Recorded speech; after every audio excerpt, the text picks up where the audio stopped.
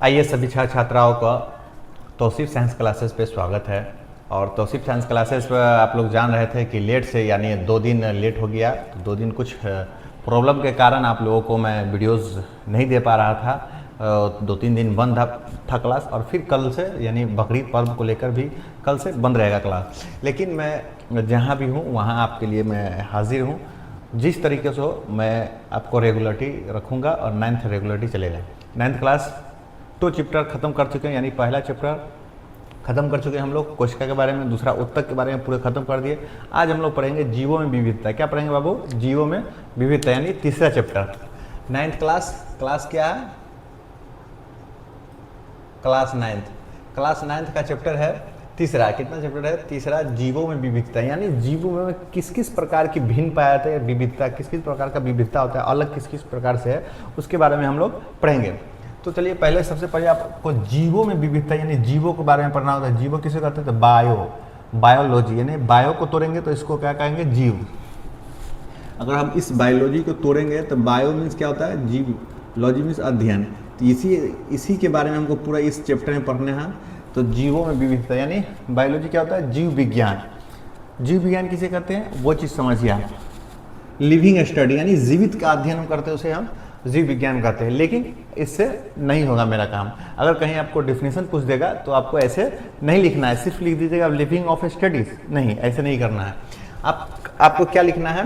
जीव विज्ञान। अगर कोई पूछेगा आपसे कि जीव विज्ञान की परिभाषा दीजिए बाबू, तो आप परिभाषा दीजिएगा कि जीव विज्ञान की वह शाखा जिसके अंतर्गत हम जीवित वस्तुओं का अध्ययन करते हैं। क्या कहते हैं बाबू? जीव विज्ञान की वह शाखा जिसके अंतर्गत हम जीवित वस्तुओं का अध्ययन करते हैं। जीव विज्ञान की वह शाखा जिसके अंतर्गत हम जीवों का अध्ययन करते हैं। क्या कहते हैं बाबू? जीव विज्ञान किसे कहते हैं? जीव विज्ञान की वह शाखा जिसके अंतर्गत हम जीवित वस्तुओं का अध्ययन करता है। जीव विज्ञान की वह शाखा जिसके अंतर्गत हम जीवित वस्तुओं का अध्ययन करते हैं उसे हम जीव विज्ञान कहते हैं। बाबू आप लोग फिर से कंसंट्रेशन के साथ अच्छे से समझिए। जीव विज्ञान की वह शाखा जिसके अंतर्गत हम जीवित वस्तुओं का अध्ययन करते हैं उसे हम जीव विज्ञान कहते हैं। या आप एक ही लाइन में बोल देंगे लिविंग ऑफ स्टडी यानी जीवित का अध्ययन। ठीक, फिर उसके बाद देखिए इस चैप्टर में फिर दूसरा लाइन पढ़ेंगे हम। जब एक ही स्थान पर जीवों को अनेक जातियां निवास करती है तो उसे जैव विविधता कहते हैं। कहता है कि जब एक ही स्थान पर अनेक प्रकार के जीव यहाँ पे रहते हैं। निवास मीन्स क्या होता है बाबू? रहना। इस निवास मीन्स क्या होता है? रहना। यानी जब एक ही स्थान पर जीवों अनेक प्रकार के जीवों रहते हैं, जब एक ही स्थान पर अनेक प्रकार के जीवों रहते हैं उसे ही जैव विविधता कहते हैं। क्या कहते हैं बाबू? जब एक ही स्थान पर जीव अनेक प्रकार के जीव रहते हैं, जब एक ही स्थान पर अगर अनेक प्रकार के जीव रहेगा उसे हम क्या कहेंगे? जैव विविधता कहेंगे। ठीक बाबू। उसके बाद चलिए किस किस प्रकार से जैव विविधता कहेंगे, कैसे कहेंगे, उसके बारे में हम समझेंगे। और वर्गीकरण किसे कहते हैं? तीसरा पॉइंट है आपका कि वर्गीकरण किसे कहते हैं। वर्गीकरण यानी आकार में, रंग में, संरचना में, वसा स्थान में, पोषण में, जनन में आदि लक्षणों के आधार पर 3 आदि लक्षणों के आधार पर जीव अध्ययन के लिए अलग अलग श्रेणी में विभाजित किया जाता है उसे ही हम वर्गीकरण कहते हैं। यानी उसका रंग देखेंगे, संरचना देखेंगे, आकार देखेंगे, उसका रहन सहन देखेंगे, वो क्या खाता है, कैसे रहता है, ये सब जब हम पूरे चीज जीवों के अध्ययन देख लेंगे उसी को हम वर्गीकरण कहते हैं। यानी जो अगर मांस खाता होगा उसको मांस में रखेंगे, जो अगर शाकाहारी खाता होगा उसको शाकाहारी में, या जो मांसाहारी खाता होगा उसको मांसाहारी में। इसी प्रकार को हम वर्गीकरण कहते हैं। यानी कि रंग, आकार, संरचना, वसा स्थान, पोषण, जनन आदि लक्षणों के आधार पर जीव को अध्ययन करते हैं उसे ही हम वर्गीकरण कहते हैं। ठीक, वर्गीकरण का पिता या जनक किसे कहा जाता है बाबू? वर्गीकरण का पिता या जनक किसे कहा जाता है? तो कैरोलस लिनियस को कहा जाता है। क्या कहेंगे बाबू? कैरोलस लिनियस को कहा जाता है। कोई आपसे पूछ रहा है कि वर्गीकरण का पिता किसे माना जाता है या जनक किसे माना जाता है, तो आप बोलिएगा उसको कैरोलस लिनियस को। कैरोलस लिनियस को। यह कब से कब तक था? तो 1707 से 1778 तक। और वर्गीकरण इससे आगे हम पढ़ेंगे क्या कि वर्गीकरण कितने प्रकारों में बांटा गया। तो एक वर्गीकरण को 2 भागों में हम बांटा गया है। कितने भागों में बांटे गए? 2 भागों में हम बांटे हैं। आगे हम पढ़ेंगे कल, यानी अगले वीडियो में हम लोग पढ़ेंगे कितने वर्गीकरण कितने भागों में बांटे गए? 2 भागों में। कौन कौन? तो पौधा और एक जंतु। क्या क्या? वर्गीकरण को कैरोलस लिनियस ने वर्गीकरण के आधार पर कैरोलस लिनियस ने दो प्रकार में बांटा गया है। कैसे कैसे? तो एक जंतु को और पौधा को। तो इसको हम अगले वीडियो में पढ़ेंगे। आप सभी छात्र छात्राएं जो लोग तौसीफ साइंस क्लासेस देख रहे हैं और जो लोग बहुत बेसब्री से 2-3 दिन से इंतजार कर रहे थे कि सर कहाँ चले गए, लेकिन नहीं, सर आपके साथ हाजिर है। कुछ प्रॉब्लम के कारण सर नहीं पा रहे थे, अब रेगुलर चलेगा। फिर कल हो सकता है कि क्लास बंद रहे, आप लोग आज ही पढ़ लीजिए। आज चैप्टर शुरू किए हैं 9th क्लास बायोलॉजी, चैप्टर 3 जीवन विविधता। चलिए पहले इसको आप लोग लिखिए, उसके बाद में फिर अगर कहीं दिक्कत हो तो तौसीफ सर से डायरेक्ट आप संपर्क कर सकते हैं। चलिए सभी छात्र छात्राओं कंटिन्यू कीजिए। हम लोग वर्गीकरण के जनक, वर्गीकरण के पिता के बारे में पढ़ लिए।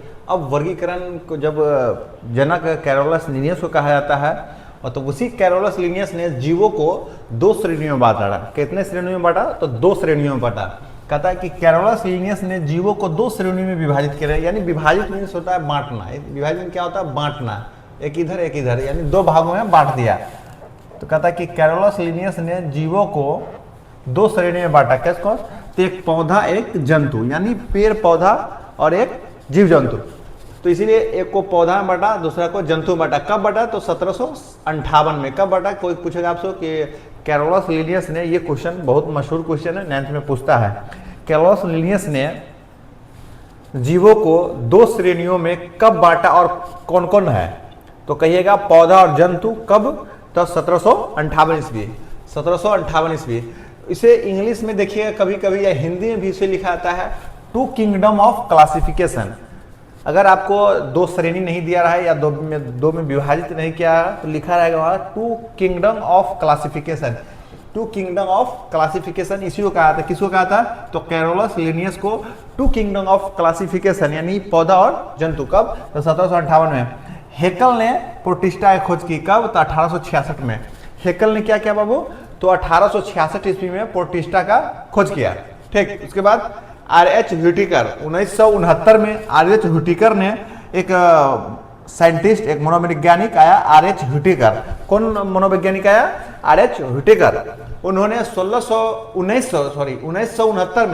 1969 में उन्होंने 5 जगत, यानी 5 किंगडम ऑफ क्लासिफिकेशन की खोज की, यानी 5 जगत प्रणाली का खोज किया। कौन? तो RH ह्यूटिकर। कब? 1969 में। कौन कौन है वो 5 जगत प्रणाली में? नाम बताइए। तो बताइएगा आप मोनेरा, प्रोटिस्टा, कवक, पौधा और जंतु। यानी मोनेरा, प्रोटिस्टा, फंजाई, प्लांट और एनिमल। ऐसे भी लोग याद करते हैं, लेकिन आपको हिंदी पूरे, मैं नोट्स बना रहा हूँ, हिंदी को मैं पूरा आपको बता रहा हूँ, तो इसीलिए बता रहा हूँ। मोनेरा, प्रोटिस्टा, कवक, पौधे और जंतु, इसी को हम लोग 5 जगत यानी 5 जगत प्रणाली कहते हैं। तो किसने दिया था? RH ह्यूटिकर ने। ये क्वेश्चन बहुत पूछता है। आप इस क्वेश्चन को, ये दोनों क्वेश्चन कैरोलस लिनियस और RH ह्यूटिकर को आपको कहीं इग्नोर नहीं करना पड़ेगा। जनरल कंपटीशन में भी ये क्वेश्चन 1 नंबर में पूछता है, ये भी पूछता है। सीधे पूछता है कि 5 जगत प्रणाली किसने दिया? तो RH ह्यूटिकर ने। कब दिया? तो 1969 ईस्वी में।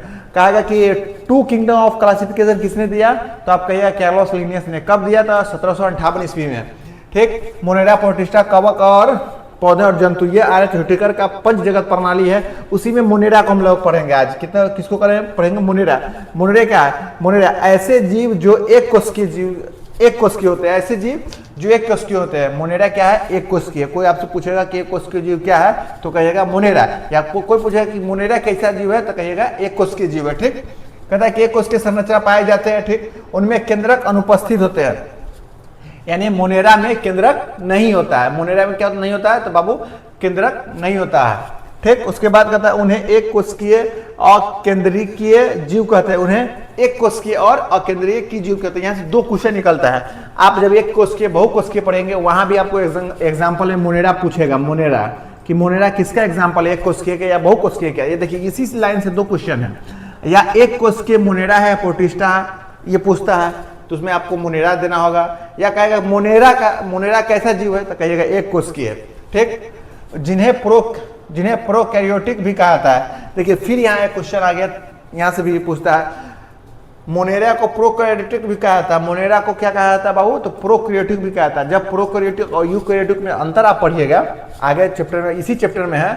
और 10th में भी पढ़ना है प्रोकैरियोटिक और यूकैरियोटिक। जब यूकैरियोटिक और प्रोकैरियोटिक आप पढ़िएगा तो वहां पूछेगा आपको एग्जाम्पल कि मोनेरा प्रोकैरियोटिक है या यूकैरियोटिक, तो आपको बताना होगा कि मोनेरा प्रोकैरियोटिक है न कि यूकैरियोटिक। ठीक, तो आपको कोई पूछेगा आपसे कि मोनेरा क्या है, तो कहिएगा एक कोशिकीय जीव है। ठीक, उसमें केंद्रक अनुपस्थित होता है, उसे एक कोशिकीय जीव कहते हैं या अकेंद्रीय कहते हैं, और वो उसे हम प्रोकैरियोटिक भी कहते हैं। ठीक, उसका एग्जाम्पल है प्रोकैरियोटिक भी कहा जाता है किसको, मोनेरा को। उसका एग्जाम्पल है जीवाणु। उसका एग्जाम्पल क्या है, मोनेरा का एग्जाम्पल क्या है, जीवाणु। अब देखिए यहाँ से एक रिदम निकल के आता है प्रोकैरियोटिक, ये कैपिटल लिखल में लिखा हुआ है प्रोकैरियोटिक, यही चीज को हम यहाँ पर लिख दिए कैपिटल में इंग्लिश में। प्रो मीन्स क्या होता है, द प्रीमिटिव ओल्ड यानी पुराना। प्रो मीन्स क्या होता है, प्रीमिटिव ओल्ड पुराना। और कैरियोटिक मीन्स क्या होता है बाबू, तो कैरियोटिक मीन्स होता है न्यूक्लियस केंद्रक। क्या होता है, पुराना केंद्रक। देखिए यहाँ से आप इसको बैठाइएगा तो रिदम तो ये बैठेगा पुराना केंद्रक। क्या बैठेगा, प्रोकैरियोटिक क्या होगा, पुराना केंद्रक। इसीलिए आप सभी छात्र छात्रा पहले इसको उतारिए। 5 जगत प्रणाली में हम लोग इन कर चुके हैं, यानी मोनेरा, प्रोटिस्टा, फंजाई, पौधा और जंतु, यानी इस 5 जगत प्रणाली में हम इन कर गए। और उसमें मोनेरा को हम लोग पढ़ लिए, फिर हम प्रोटिस्टा को पढ़ेंगे, फिर हम कवक को पढ़ेंगे, फिर हम पौधे को पढ़ेंगे, फिर और जंतु को पढ़ेंगे। तो आप सब लोग पहले ये मोनेरा को उतारिए, और इसमें अगर कहीं डाउट हो तो हमसे। चलिए बाबू, आप सब लोग फिर से कंटिन्यू करते हैं। हम लोग कंटिन्यू करते हैं कि हम लोग 5 किंगडम ऑफ क्लासिफिकेशन पढ़ रहे थे। मोनेरा पढ़े, प्रोटिस्टा और कवक, पौधा और जंतु। तो हम लोग पहला मोनेरा को पढ़े थे। मोनेरा में उदाहरण था जीवाणु। क्या था बाबू, जीवाणु। मोनेरा क्या था, एक कोशिकीय जीव होता है, उसमें केंद्रक नहीं होते हैं, वो प्रोकैरियोटिक भी होते हैं। उसी में हमको मिल गया था क्या, उदाहरण में जीवाणु। अब बाबू जीवाणु क्या होता है, जीवाणु का मैं संरचना बनाया हूँ। ये देखिए ये स्ट्रक्चर है, ये क्या है, ये जीवाणु का स्ट्रक्चर है बाबू। ये स्ट्रक्चर जो आप इस बोर्ड पर देख रहे हैं, ये बोर्ड पर का स्ट्रक्चर क्या है, ये जीवाणु का स्ट्रक्चर है। आप इस स्ट्रक्चर में ही सारे चीज को पढ़ना होगा, और धीरे धीरे हम पढ़ेंगे भी। देखिए ये स्ट्रक्चर है। पहले जो ये स्ट्रक्चर दिख रहा है आपको, ये जो ये बाहरी परत के लाइन के जो सोड़ साँठ दिख रहा है, जो ये ऐसे परत, देखिए ऐसे परत हो गया आपका, और एक ऐसे परत है, 2 परत है, देख लीजिए ऐसे परत है, एक ऐसे परत है। ठीक, इस परत को कोशिका भित्ति कहते हैं। क्या कहते हैं बाबू, इस परत को देख लीजिए, इस परत को कोशिका भित्ति कहते हैं। देखिए इस परत को कोशिका भित्ति कहते हैं, बाहरी वाले को। और इसी पे जो ऐसे ऐसे देखिए ये जो लगा हुआ है, ये सोड़ टाइप का, जो ये सोड़ टाइप का संरचना बना हुआ है, जो सूर्य की जो संरचना आप देखते हैं उसी में, तो ये जो ये संरचना जो निकला हुआ है ना, ये संरचना को क्या कहते हैं बाबू, ये संरचना को पक्षमाभ कहते हैं। क्या कहते हैं वो, इस संरचना को पक्षमाभ कहते हैं। ठीक, उसके बाद फिर इसी के अंदर आप कोशिका भित्ति देख लिए, कोशिका भित्ति पर ही पक्षमाभ लगा रहता है। और पक्षमाभ के अंदर ये जो आप दिख रहे हैं, ये पक्षमाभ के अंदर क्या है, पक्षमाभ के अंदर आपको जो दिख रहा है कोशिका कला दिख रहा है। क्या दिख रहा है बाबू, तो कोशिका कला दिख रहा है। और उस कोशिका कला में ही देखिए आप, कोशिका कला में, कोशिका कला के बाद ये जो द्रव दिख रहा है मीजोसोम है। क्या बाबू, तो ये मीजोसोम है। ठीक, उसके बाद ये इसमें जो पूरा द्रव दिख रहा है, ये तरल पदार्थ है, ये जीव द्रव है। ठीक, ये जो एक संरचना दिख रहा है आपको, ये जो संरचना दिख रहा है, ये संरचना प्लाज्मिड है। फिर ये संरचना न्यूक्लियाइड है, और दोनों डीएनए में पढ़ना है, और डीएनए में रहता है ये। फिर उसके बाद ये पत्ती जैसा, फूल पत्ती जैसा जो दिख रहा है, वो पॉलीराइबोसोम है। क्या है बाबू, पॉलीराइबोसोम।